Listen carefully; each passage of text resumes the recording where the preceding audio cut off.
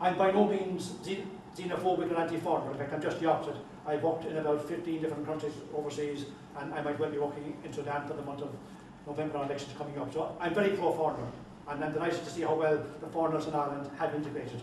But having read the Article 49 of the Lisbon Treaty, it's quite an important one. It deals with a nice type of topic called establishment. But effectively what it does, it says the concept of Irish citizenship no longer really exists. Ireland will now be debarred from in any way putting controls over EU citizens coming to Ireland. Now, it's fine. Irish citizens going into Europe, we have 4 million in Ireland, we don't pose a threat to 80 million people in Germany.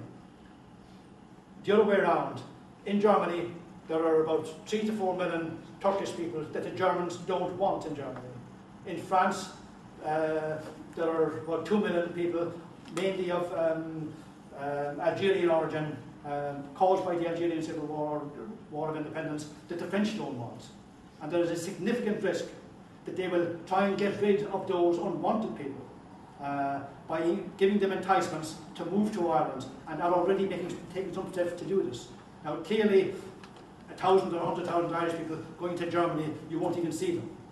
Bring in 1 million or more of such groups of people into Ireland, and we have a really serious problem, and there is nothing we can do once this is passed to stop them.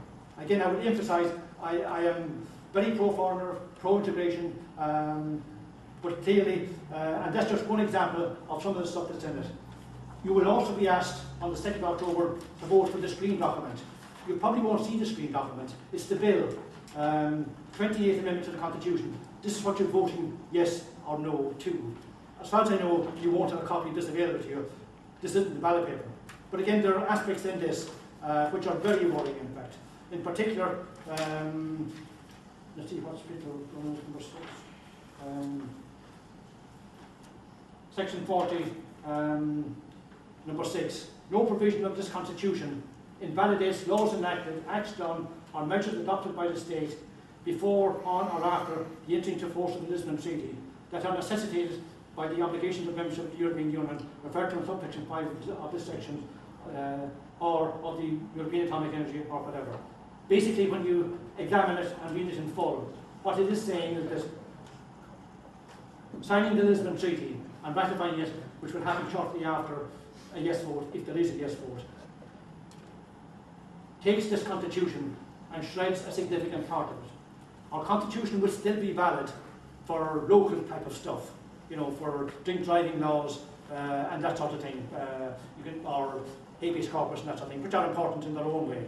But anything that comes from the European Union, any laws already passed by the European Union or passed in the future, any acts by the European Union, we cannot then take a constitutional challenge on that. We are throwing away at least half our Constitution and invalidating this. And in my view, that has not been made clear to the people of Ireland. So I would urge you all to very carefully read the Lisbon Treaty, take the time, it's hard labour, and also reread your own Constitution and see what you are throwing away by voting yes. And equally importantly, read the bill. You can get a copy of it in any post office, or you should. Although I tried 2 post offices today and they didn't have it. So clearly, we are not meant to know what's in this. So hide it, don't show it to anybody. And the treaty was written so that you couldn't read it. The original Constitution that was rejected by the French and by the Dutch was a simple document, highly readable. This is a replica of the Constitution, deliberately written so that it would be unreadable. So defy them, read it. Read this, and most certainly vote no. I'm neither anti-American, I'm very pro-American, or pro the best side of America, but I'm also very pro-European, because the European peace project after World War II was very important. But I want Europe to expand in a wider sense, but not to grow into a European superstate, and not to become a European army, a European superstate, which is what this is all about. Thank you very much.